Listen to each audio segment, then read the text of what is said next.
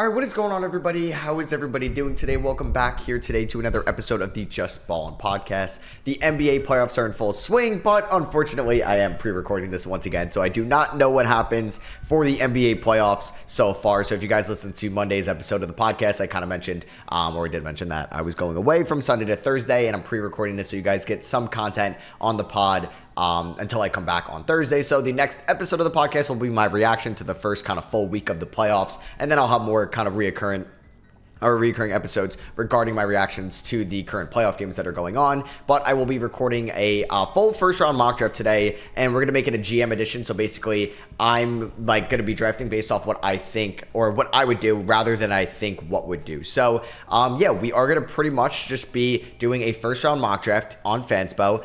If you guys are listening on Apple Podcasts or Spotify and enjoy this style of content, I would really appreciate a rating and review. It goes a long way. And if you're watching on YouTube, just dropping a like, maybe let me know in the comments what you guys think. So throwing the GM hat on today. I'm controlling every team that's picking here. The draft order could change a little bit depending on the Friday play-in tournament games that already happened. You guys already know. So if the Kings ended up, let's say theoretically they lost the play-in tournament game on Friday, they get to keep their pick. But if they win it and they're the 8th seed, that pick's going to go to Atlanta. So let's start this up here, and we're going to go through basically all 30 teams. Let me just kind of have this reorganized for you guys on YouTube just so you know what it looks like. And here we are. So we're not going to do a draft lottery either. We're just going to run through this. So with the number one overall pick, the Detroit Pistons are on the clock. This is interesting because I don't like Reece Shea number one. Now, if Detroit is not keen on going Alex Sarr number two, I'm all in on Ron Holland, who ESPN has ranked 13th with the number one overall pick. This is what I would do. I think I have to dive into the shot a little bit more with Sarr, and I have to read up on what Detroit wants to do with Jalen Duren going forward, because Sarr probably better as a 5 in this league. And I don't think it's going to be a good enough shooter right away to justify him and Duren in that front court, because that team already lacks some shooting with Jaden Ivey being inconsistent, Ausar Thompson being very inconsistent with his outside shot. So I think there are question marks of going Alex Sarr number one. Now, I'm not saying Ron Holland is an elite shooter by any means. Straight off the rip, Reece Shea is a better three-point shooter, but they need defense. And I think Holland has a better chance of developing an outside jumper than Alex Sarr does, at least right away, which can help the development of some of the other guys on that team and at least can make Detroit a little bit more respectable. But Ron Holland has elite defensive potential. He's my number 2 defensive wing in this class behind Ryan Dunn, and he's my top defender in this class out of any wing that would realistically go in the top 10. I think he has a better chance at developing an outside shot to get somewhat close to what Reece Shea is doing, rather than the opposite of Reece Shea developing the intangibles that Holland has on the defensive end of the floor. I think Holland has also very good offensive potential as well. Like I said, it's going to be tough with Ausar and Holland. I mean, defensively, it's going to be freaking amazing. I can't watch, if these two play together athletically, the switchability between these two, who can guard 1 through 4 at an elite level. But yes, there are going to be some questions with the jump shot. I mean, you can maybe stagger some Ivy minutes out there where you maybe rely a little bit more on Marcus Sasser or Quentin Grimes to space the floor a little bit. But yeah, I'm going to do this. I haven't done this in a minute, but if Detroit is picking number one, and right now they were the worst team in the league, we're going to have Ron Holland go to the Detroit Pistons. Yes, so that's what I would do if I was a general manager. Hey, he's my second-ranked prospect in this draft. Sarr's number 1, but I still am a huge fan of Jalen Duren, and I don't know if Sarr's shot will develop right away, but hey, it's either Sarr or Holland that would go number 1 in my opinion. This leaves us for Alex Sarr, number 2 to the Washington Wizards. Very easy pick here with them moving Daniel Gafford at the deadline. Them having plenty of wings. I like Sarr a much better fit than Reece Shea, and I'm going to have Sarr go to the Washington Wizards at number 2, and then they're going to have, I guess, a decision to make with their point guard this offseason. Do they want to bring back Tyus Jones? Do they want to bring back the idea of maybe putting Jordan Poole back in the starting lineup? I don't know. Either way, they got to figure out their point guard. You could go Nikola Topic here, but I'm going to opt for Alex Sarr because I do have Sarr ranked a little bit higher. Sarr is my number 1 prospect in this draft. Holland's number 2, and that are going to be the first 2 picks, but in kind of reversed order. So 3 Blazers. This is interesting because my 3rd ranked prospect is Nikola Topic, and I would hate the fit of Nikola Topic in Portland. So I'm off that idea. Because they have Scoot Henderson, they have Anthony Simons. I don't think they need another guard. I am still a fan of Donovan Clingan. And if I was here on the clock with the Blazers at 3, I would look at Reece Shea still, even though Reece Shea is in my second tier of players right now, and he's kind of ranked 5 to 7. I don't hate the idea because this team, I mean, they need defense and they need shooting. I think they need a little bit more defense, and that's why I could kind of tend towards like Stephon Castle here or Donovan Clingan. But for Portland, I would be much more excited about Donovan Clingan, at least what he could be defensively in his rookie year over DeAndre Ayton. And as much as I like Time Lord and Robert Williams, and I've always been a fan back to his A&M days and his early days in Boston, I really wanted him to work out. There's just too many injury questions. So I don't think you can go into next year if you're keeping him and you're not trading him. And I don't know who would want to give up valuable assets with his injury concerns. Like you have to go into next year with the mindset that you need another center, and that could be Donovan Clingan. Because unfortunately, I don't think anyone's taking Aiden's contract. And Aiden's fine offensively, but I think you need somebody with a little bit more rim protecting ability. And Clingan is actually pretty mobile for somebody of his size of 7'2" on the perimeter. So I'm going to go Clingan 3 to the Trailblazers, and their core gets a little bit more exciting. I'm a fan of Donovan Clingan. I know it's a weak draft. I know like maybe he shouldn't be a 3rd overall pick, but he's still a good player that could help the Blazers' future. So number 4, we have Charlotte. I'm going to have them take Zach Edey. No, I'm just kidding. This could be a Reece Shea pick. I would love Ron Holland to them as well. I don't think they're a team that also would take Nikola Topic. I like the upside of Reece Shea because he can space the floor, but this team also needs defense as well. And Brandon Miller can space the floor, so can LaMelo Ball. I'm going to take Stephon Castle here at number 4. I would be okay with Reed Sheppard. I would be okay with Reece Shea as well. I'm looking at these wings, and Castle could be a combo guard, but he can also be your 3, and you could bump Miller down to the 4. And I think you need somebody with really good defense on the perimeter. He's lanky, he could stay in front, he's quick moving his feet, got good agility, and he's my 3rd perimeter defender ranked in this draft class. For wings, pretty much after Ryan Dunn and Ron Holland. And then I have Stephon Castle there. But for guys that could realistically go in the top 10, he's number 2 behind Ron Holland. And I need to get some defense in Charlotte. We got to change the identity of this squad. Like I said, you could get Reece Shea, not as good of a defender, but could space the floor. So I'm fine with that. I know there's questions with Castle's shot. He could slash, he can cut. I think it would be okay there in Charlotte. And you could also go with Reed Sheppard as well, because I like him as a combo guard and a connecting piece between Brandon Miller and LaMelo Ball, because he can really, I think, just excel in that role. So I love Reed Sheppard to Charlotte at 4. I'm a big fan of that, but I'm going to go Stephon Castle because I see the defensive potential. Number 5, San Antonio, Nikola Topic. Let's get a point guard in the room. Let's get somebody that you can build a foundation with. 6'6", great size, great strength already for a point guard, and he's only going to get, I think, a little bit more stronger at the NBA level with their development staff and their strength conditioning. He's great at attacking the rim. He's got a good inside touch. Yes, there's questions with the outside jumper, like 20 other prospects in this draft that could go in the first round. But I like Topic's facilitating, playmaking ability, can be a beautiful pick and roll partner with Wembanyama. There are some defensive concerns as well at times with his lateral quickness, but playing with Wemby will help. I think San Antonio needs to add some other defenders this offseason, either via free agency, the trade market, maybe in the second round. But I like Topic a ton to San Antonio at 5. I like him more than Rob Dillingham. So at 6, Toronto. I like Reed Sheppard a ton to them. I do. I don't hate Rob Dillingham, but this is where I'm going to have Reece Shea fall to 6. Yeah, I'm a little bit lower on Reece Shea than the consensus. I think he's going to be a fine spot-up shooter, but that's who he really is, and that's why I would not take him number 1 overall. I think what makes him valuable is he's 6'10". He can be a solid defender. We'll see how he's going to be and who's going to be guarding at the NBA level. I think he'll be fine against slower 4s and slower 5s. Guys that are a little bit quicker, we'll see if he can keep up with them. He's solid in transition, got a good ball handle. I worry about his shot selection and his shot or creating ability, but he's somebody that could be next to Scotty Barnes, next to RJ Barrett, and next to Jakob Poeltl, and can knock down 3s in the corner, basically. So yeah, I like Reece Shea there, and could be a good piece for Toronto as they move into like the Emmanuel Quickley, Scotty Barnes primary ball handling era. 7, Memphis. I think it's a Kentucky guy here. I think like they could fall in love with the intangibles and the potential of Matas Buzelis, but I really like the idea.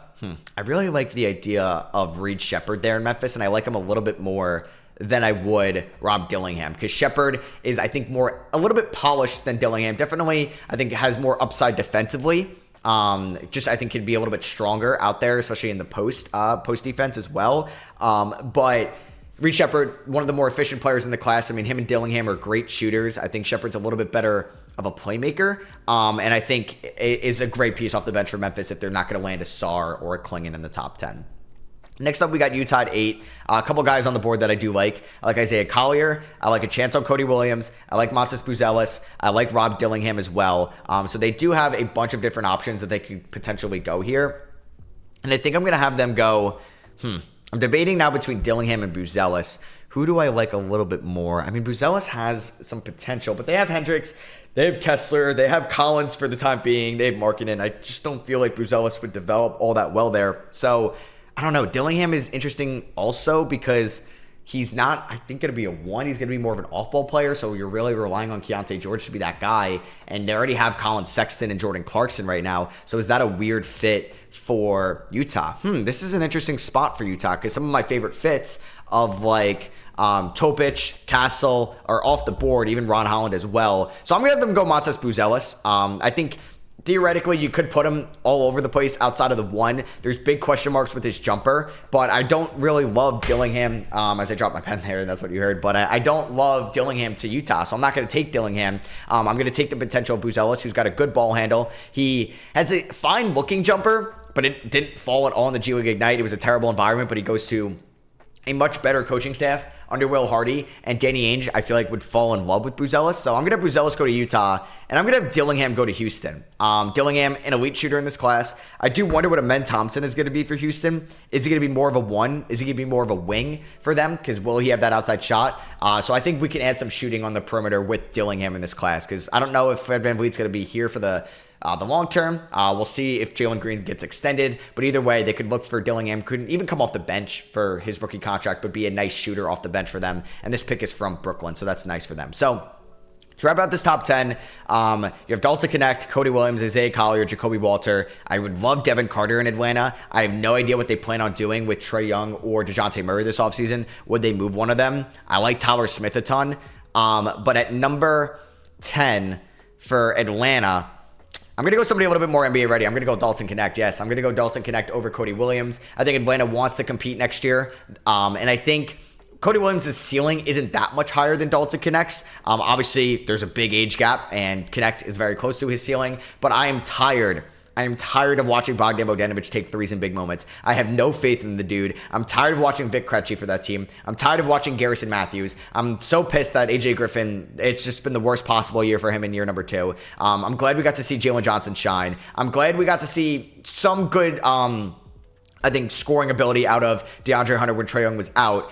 I assume they move Murray this offseason over Trae, and let's get Dalton Knecht, who doesn't need to start for them, but is a good scorer off the bench. So I'm going to have Knecht go to Atlanta to wrap out the top 10. Just a quick recap. We had 1, Holland to Detroit, 2, Sarr to the Wizards, 3, Klingon to Portland, 4, Stephon Castle to Charlotte, 5, Topic to the Spurs, 6, Reese Shea to the Raptors, 7, Reed Shepherd to the Grizzlies, 8, Buzelis to the Jazz, 9, Rob Dillingham to the Rockets, and 10, Dalton Knecht to the Hawks. All right, so number 11, we do have the Chicago Bulls. I think they need some wing help. They do need some big man depth as well. I mean, this is where I would also love Tyler Smith. I'm higher on him. Obviously, you guys know that, but I think this is where Cody Williams will go. I've seen a lot of mocks where they have like Isaiah Collier.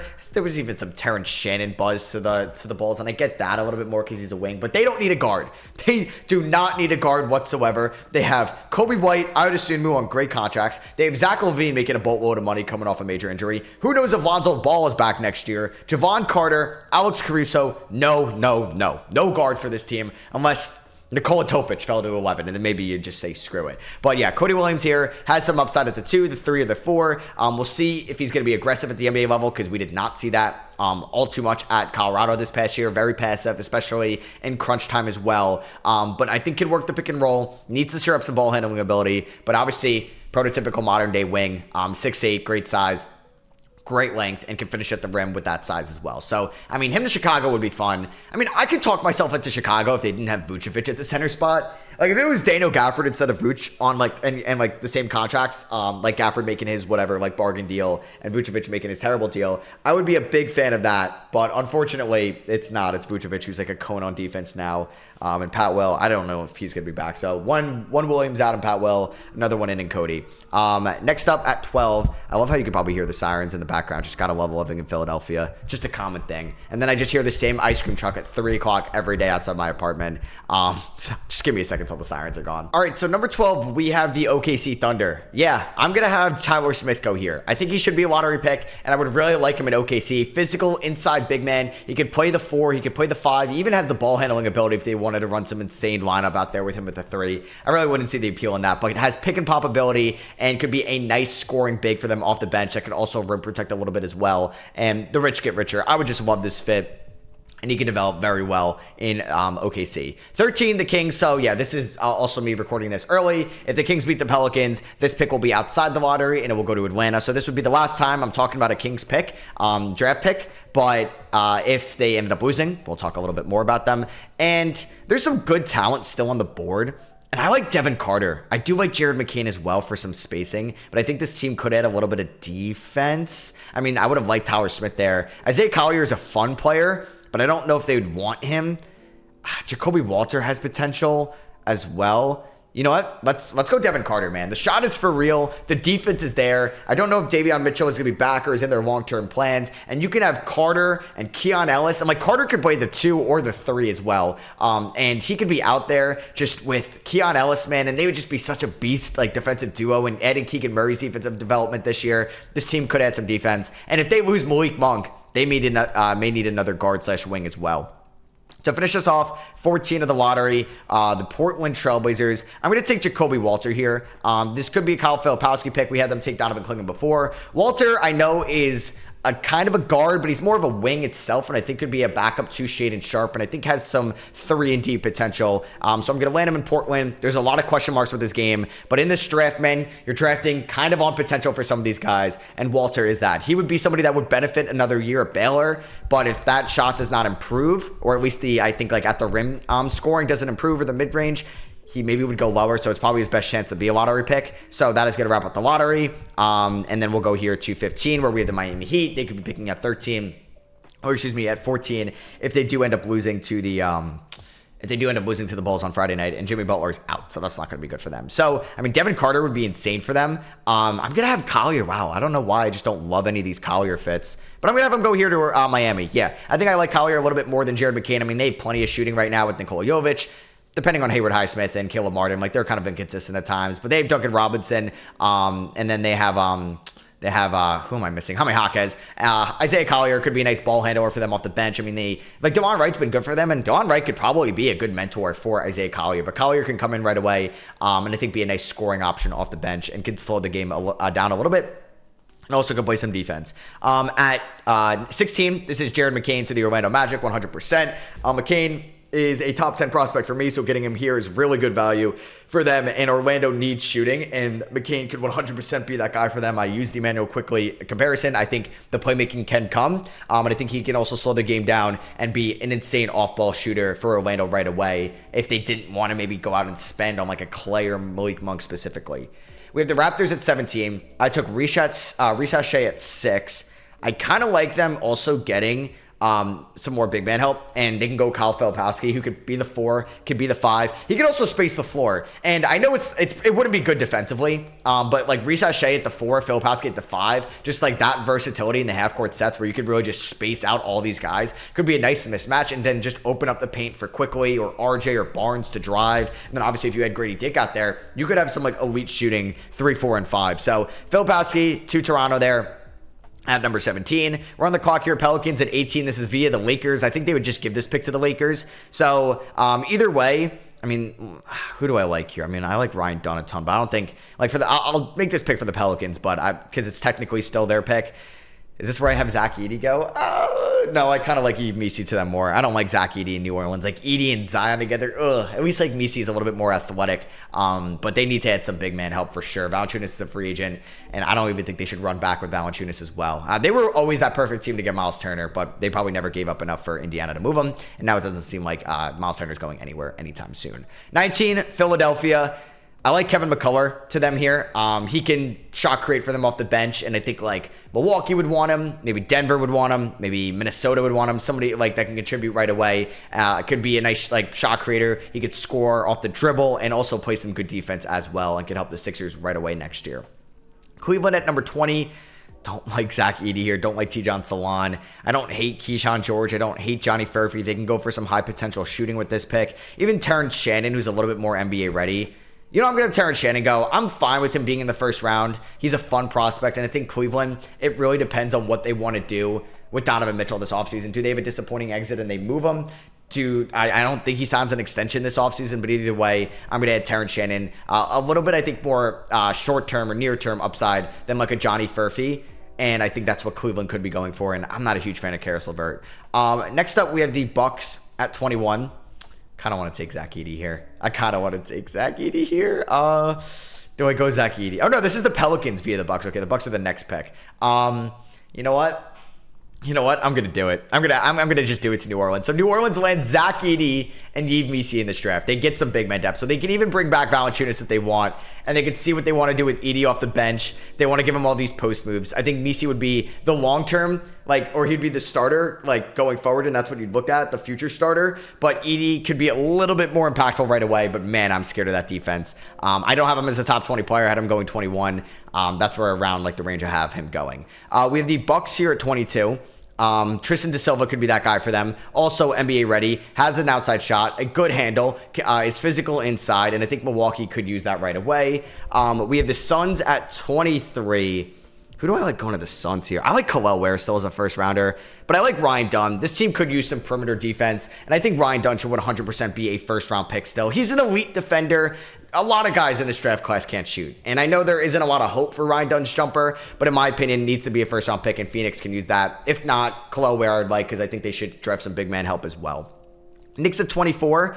I like Keyshawn George. I like the 3-and-D upside for sure. Good defensive intangibles, good defensive potential. Could kind of maybe be on that Quentin Grimes arc as well for New York, and they have 2 first-round picks, so I would use one on Keyshawn George, and they have another one. I'm going to use it on Bobby Klintman out of the National Basketball League. Played the 2023 season at Wake Forest, kind of tested the waters last year, and he also has some floor spacing ability. Good handle for somebody of 6'10", maybe similar to Tyler Smith as well, but I think Smith's a little bit of a defender, better defender, and I like the shot a little bit more for Tyler Smith, but Klintman is close to that archetype. 26, Washington Wizards. I would take a chance on Tijan Salon here. This is around the range where I would take a shot on him, because if he can develop that outside shot and be physical inside, him and Sarr getting minutes together would be fun. I mean, there are some Bilal Coulibaly, Tijan Salon, Alex Sarr lineups, which could be fun as well for a lot of reasons. So I'm going to have Salon go to the Wizards there at 26. So they end up with Sarr and Salon there. We have about 4 more picks here. 27 Minnesota. Ooh, there's a couple options I like here. I like Bub Carrington, but is he ready? I mean, I kind of like Bub Carrington because I like his upside as a long-term starter more than Kolic's, more than Juan Nunez's, more than AJ Mitchell's, more than Trey Alexander's, and honestly, who's a better mentor to have than Mike Conley? So yeah, let's do Carlton Carrington. We have Denver at 28. They could also be in the market for a point guard. I don't know if they would go another wing here, so I'm going to have them go Kel'el Ware. I think being in a winning environment under Mike Malone, a good teaching head coach right away, could be good for Kel'el Ware's motor, which obviously comes up with questions about his character issues, but I don't see it, man. This dude is a really good player, and I think should go in the first round, especially if he could space the floor a little bit at the next level, and he doesn't need to do too much. Give them good 10, 12 hustle minutes off the bench, block some shots, grab some rebounds, score inside, maybe hit a 3, maybe just be a solid big man behind Nikola Jokic, and you can take that spot from Zeke Naji. 29, Utah Jazz, who got Matas Buzelis at number 8. I like Johnny Furphy here, them getting another wing. Yeah, I think Johnny Furphy needs to be in the first round with the potential he has as an outside shooter and his size and his length. I don't think he's ever going to have the inside scoring and just overall scoring potential than a Cody Williams has or a Ron Holland. But Furphy has a beautiful outside shot as a complimentary piece. I've always been kind of talking about Boston to grab a big man at 30, but with Kel'el Ware off the board, I don't know if they will go Ulrich. I think a little bit too raw of a prospect. Ethan Almanza, maybe. I mean, with Kristaps' injury concerns, with Horford getting up there in age, that could be a potential pick as well. I don't really see them going guard because they had Peyton Pritchard and Drew Holiday and Derek White, and even Brown or Tatum could run the point as well if needed. So I don't really think they would go Nunez, Kolick, or any of those guys, or AJ Mitchell, so they're going to fall to the first round. I like Pacomi Didat going in the first round as a shock or as a floor spacer, but I think they want somebody a little bit more NBA ready. DaRon Holmes could be that guy for them because I like DaRon Holmes. He's ranked way too low on ESPN's mock for sure. But I don't know if I would love Holmes in Boston, so I'm kind of leaning towards Jalen Tyson or Dylan Jones. I like Dylan Jones. All right, I'm going to have Dylan Jones go to Boston there at 30, just another wing. Maybe I should have had a big man go there. So that is going to wrap up the mock. If you guys are watching on YouTube, you can kind of see the visuals. I kind of gave a recap at the end of the top 10.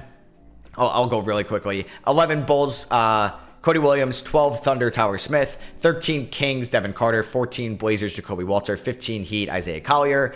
16, Magic, Jared McCain. 17, Raptors, Kyle Filipowski. 18, Pelicans, Yves Missi. 19, Sixers, Kevin McCullough. 20, Cavs, Terrence Shannon. 21, Pelicans, Zach Edey. 22, Bucks, Tristan Da Silva. 23, Suns, Ryan Dunn. 24, Knicks, Keyshawn George. 25, Knicks, Bobby Klintman. 26, Wizards, Tijon Salon. 27, Timberwolves, Carlton Carrington. 28, Nuggets, Khalil Ware. 29, Jazz, Johnny Fairfey. And 30, Celtics, Dylan Jones. So that's going to wrap out my GM mock draft here. A full first round mock. This will be my last mock on the pod until the draft lottery happens. Probably my last mock as a whole until the lottery happens, which is on Mother's Day this year, on the 12th, on the Sunday. It's usually a weekday. Why'd they have to do that? I don't know. That's kind of annoying. But yeah, also just remember, I don't know what happened in the playoff games. The next episode of the pod, you'll get my reaction. And hopefully my Knicks are up 3-0. That would be really sick, but I'll take 2-1. Just don't be down 1-2 or 3-0. Then I would probably, you'll never see me again.